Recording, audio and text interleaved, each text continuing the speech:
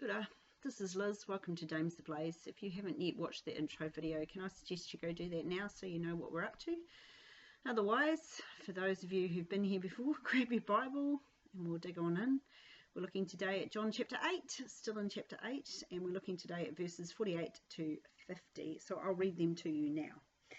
Then the Jews answered and said to him, "Do we not say rightly that you are a Samaritan and have a demon?" Jesus answered, "I do not have a demon, but I honour my Father, and you dishonour me. And I do not seek my own glory. There is one who seeks and judges." Interesting response, isn't it? Jesus just told them they were of their father, the devil, and that they couldn't hear God's words because they weren't of God, and their response is to call him a Samaritan and tell him he has a demon. I guess it's better to deflect than to dig into his words. I learned a new Latin phrase while studying for this one. One scholar called this retort of the Pharisees a tu quoque. It literally means you also. It's a discussion technique where you attack the person rather than the argument as a means of discrediting the argument. It sounds like a lot of modern debates that I've been hearing lately. I don't know about you. You'll note that they haven't tried to defend themselves at all. They just went straight to basically calling him a hypocrite because his parentage isn't all that great either. And what's worse, he's possessed of a demon. Nice tu quoque there. So let's look at this insult a little closer. Do we not rightly say that you are a Samaritan and have a demon? Or, as the New Living Testament put it, you Samaritan devil. Didn't we say all along that you were possessed by a demon? Which to us seems a little, what shall we say, overblown. I am told by many scholars that this insult was the highest anyone could make against a Jew. To be a Samaritan was bad enough, but to be a demon-possessed one, oof, babe, that's a big deal. They claim that they have rightly insulted him in this manner. To rightly do something in ancient terms was to do something well, noble, honourably even, which seems like a contradiction in terms when they're insulting him like this.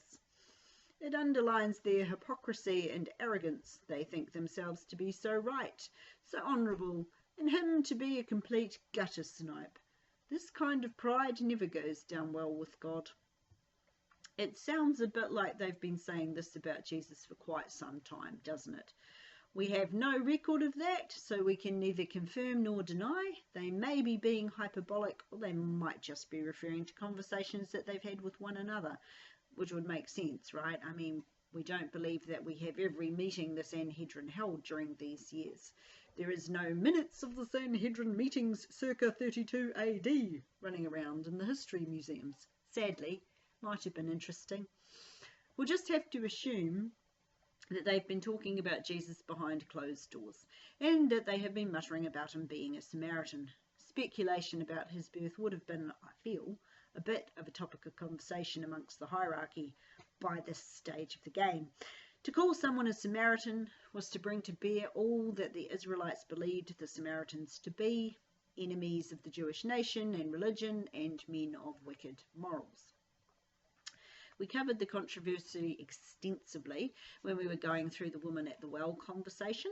I'll just briefly review it for those of you who have forgotten, which is probably most of us, let's face it, including myself. So when the Assyrians took the northern kingdom captive, they left behind weak and elderly Israelis, and then sent in all sorts of cultures from all over the place who intermingled with those Israelis, thereby causing half-castes, I guess. I don't particularly like that phrase. And then when the southern kingdom Jews first returned from the Babylonian captivity during the reign of Cyrus, they had trouble with these Samaritans. Initially, they, along with other enemies in the land, offered to help rebuild the temple, but then they were rebuffed. They sent letters to the king claiming that the Jews had become rebellious and refused to pay their taxes if they were allowed to continue. The king believed them, and the work was halted until the reign of Darius. You'll find this history in the book of Ezra. When Nehemiah went to try and rebuild the wall that surrounded Jerusalem, he was also blocked by Samaritans, amongst others. So there's this long history of animosity between the two groups, which perhaps explains the priests taking the long way round to avoid the place. Jesus, as we know, has no problem walking through Samaria. In fact, He had quite a good crusade in that detested place after he'd spoken with the woman at the well. He has no problem being called a Samaritan even, or at least he doesn't object significantly to that tag. He does, however, object to the demon-possessed bit. So they're not talking about the Satan here, just your bog standard average demon of the ear, also known as an evil spirit or a fallen angel. According to the elite Jews of Jesus' day, the only way he can do what he does and have the knowledge that he does is because he has or holds a demon. They're accusing him of being a sorcerer and practicing witchcraft, really, which is completely ridiculous, as I'm sure any Jew on the street knew. There's a massive difference in the atmosphere between a godly miracle and a satanic one. Not that I believe Satan does miracles. He's a trickster, a liar, and a deceiver, but sometimes that can look miraculous. In calling Jesus demon-possessed, they're actually bordering on committing the unpardonable sin, which is to knowingly, stressing knowingly, equate what the Holy Spirit is doing to the devil. They might skirt it by claiming ignorance, and, let's face it, some of them may well be completely unsure of Jesus' true identity. But I'd be surprised if at least half of the Sanhedrin weren't fully convinced of Christ's divinity and chose to ignore it. In Greek, the order of verse 48 is changed slightly, isn't it always? Originally it went, a Samaritan are you, and a demon you have.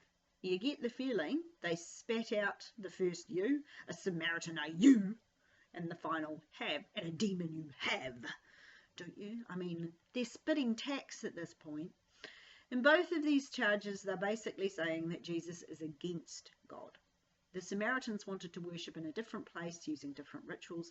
The demons are obviously opposed to God.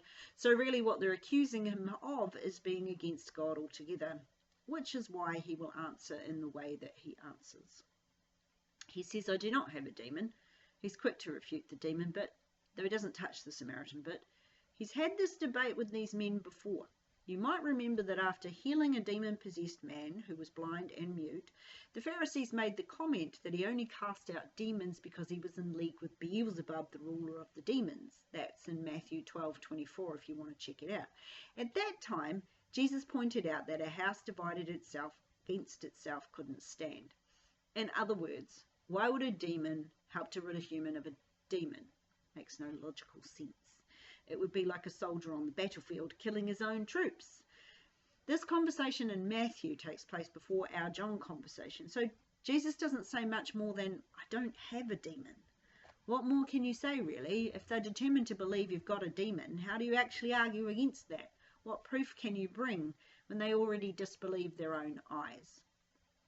So he negates it, but then he quickly moves on to what he is doing, which is bringing honour to the Father, so as to point out that everything they're thinking and saying is completely off base. They may be lying to themselves and think that he's in league with the devil, but when he's constantly showing honour to God, I don't see how you can possibly believe that. When you honoured something, or someone in ancient Palestine, you were fixing a value to it or them, a price even. You were showing that person or thing reverence because you esteemed it to be much higher than yourself. Jesus esteemed the Father to be of the highest, and he was always pointing back to him.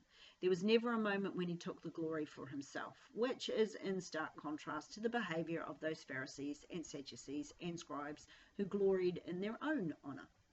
He honoured the Father, they dishonoured him. They treated him with disdain, insulting him at every turn, trying to discredit him and make him out to be a demon-possessed nut job. They're not good debaters. They didn't hold decent discussions. They just tried to paint him as a terrible person that no one should have anything to do with. They must have been seriously worried about their influence with the people. But in treating Jesus this way, they weren't winning any converts back. Much like modern-day politicians who spend their whole time insulting the other side, it doesn't really earn them any votes. Most people see through this kind of bluster. In dishonouring Jesus, they are dishonouring his Father. Jesus is his ambassador to earth. He stood as the Father's representative and was therefore due the honour you would give to any ambassador of a king. Instead, the ruling religious leaders of the day showed him nothing but contempt. The outcome of that can be seen in the horrors of the siege of 70 AD, when God abandoned the city and the priests and basically left them to their own fate. And it wasn't pretty. The temple ended up awash with human blood, an abomination before the Lord, for sure. It was burnt to the ground, and even the stones upon which it sat were scattered hither and yon by order of Titus, who finally took the city and was appalled at the state that the temple was in. As for the people, it's enough to say that they got so hungry they started to eat the dead. That's as low as any human can stoop. Seems that their haughty, prideful attitude got them nowhere. Consider their ideas about him being demon-possessed for yourselves for a minute. Would a demon-possessed man continually give honour to Yahweh? Would that not be a total contradiction in terms? How they can continue with this fallacy in the face of his continued speaking of the Father is beyond me. They seem to be completely gaslit by their own rhetoric. So verse 50 is the same sentence as 49, and though the and can be there, it's more likely to be a but, as many modern translations will have it. So let's read it through as one sentence. I honour my Father, and you dishonour me, but I do not seek my own glory. I think he's doing a little more than just contrasting their dishonour of him and his honour of the Father.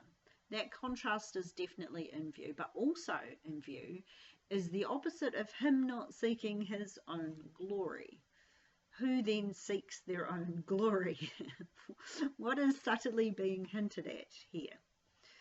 First off, what is glory? It's defined in the Strong's Concordance as opinion, praise, or honour. When speaking of God, it is described as his unspoken manifestation or splendour. It literally means what evokes a good opinion.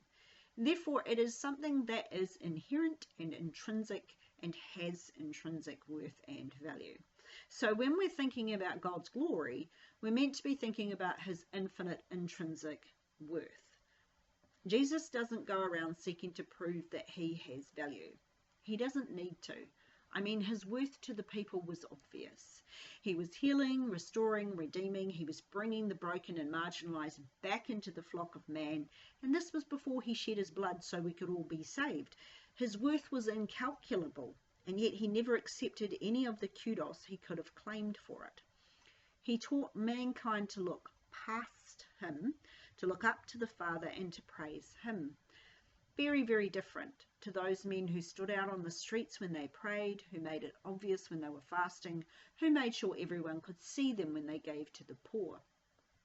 Jesus never sought his own glory. But we'll just leave it hanging there, shall we? Moving on then. There is one who seeks and judges. It's odd this, don't you think? Does it feel like some words are missing? Well, we do need to link it back to where it was in the Bible and what he just said. He doesn't seek his own glory, but there is one who does seek, and this one also judges. The phrase there is the Greek word eimi. We covered it before. It means I exist or I am. It's the Greek equivalent to the Hebrew name that God gave Moses at the burning bush. In other words, there is one who exists, has always existed, who does seek glory. Not because that one is arrogant, but because he is the source of all life. And though he doesn't demand that we glorify him for that, it seems incredibly arrogant to not do so. He doesn't just seek his own glory either, he seeks the glory of the Son. This one also judges. It's his place to decide what is good and what is not, to separate or distinguish. That's what judging means. To judge also means to come to a decision that's either positive or negative, to approve or reject something. Why bring this idea of judgment up here, in the middle of this conversation? Why now? They judged him, hadn't they? They had decided that he was wrong, that he was a Samaritan. They had determined that all that he was doing was evil and demonic. They judged him and found him wanting. But he doesn't seek his own glory, which would be a hallmark of a demon. So their judgment is false, and they have no right to seek it in any case. It's not their job to judge a man in that way. They can judge the actions of a man and determine if the actions are justifiable or not, but it's not their job to judge the man himself. That is, always has been, always will be God's job. What Jesus is basically saying is, you don't need to judge me. My Father in heaven will do that. You worry about you. Which is a good lesson for all of us. We need to be more concerned for our behaviour than other people's. If I were them, I'd be seriously worried at this point. Some of them are already past the point of no return. They've already started making plans to have him killed. These are not the actions of honourable men. There is one who is the judge, and under his judgment we can all rest our reputation. Jesus didn't worry about his reputation before men. God could deal with that. He was more concerned, as we all should be, with his reputation before his Father, and he knew, without a single doubt, that that reputation was golden. These words of Jesus teach us much about debating. First key is to pay attention to insults. You don't necessarily need to rebut them, but they tell you that your opponent is losing ground. Second, you can defend yourself, but don't do it by throwing the insults back. They won't get you anywhere. Use sound arguments, not degrading words. Shame our politicians don't act like this. Third, don't worry more about man's opinion than God's. He's the one you want to give you honour, not man. We can all get a little flustered when the debate gets heated, but try not to let your emotions take over once the insults start flying. Keep your cool, keep your head, and try to stick to reasoned arguments. You could look at this debate and say, well, Jesus started the name calling. He did, after all, say their father was the devil, which on the surface could look like name calling, but really it was a reasoned explanation for the dilemma that he was having about their behaviour. The Jews headed the debate into the name calling bit, but Jesus never actually goes there. He teaches us how to turn the other cheek, to be calm when your opponent gets heated, to not give in to name calling, to refute the important bits and leave the unimportant on the floor. There is one who exists who seeks honour and judges. If you worry about your reputation at all, then worry about what it looks like to him. And remember that he will actually help you if there are parts of your reputation that need work. Just work on it now. This side of heaven, you won't get the chance to do any work on it on the other side. The debate isn't over yet. There's much more to come, but we're going to leave it here for this week because these lessons can drag on a bit. I will leave you with this thought. Not long after this, Jesus will teach a rich man about who his neighbour is. He could have picked a number of cultures to be the star of that show, but he opts to use a Samaritan. And many feel that this is deliberate. He takes the culture they hate, the insult that they keep throwing at him, and uses it to make his point. Being someone's neighbour isn't about culture. It's about how you treat one another. So, go be a good neighbour, even to those you don't like, this week. And in doing so, build your reputation with God. That's all I have for you this week. I pray a blessing upon you and your household and look forward to seeing you again next week. Ka kite.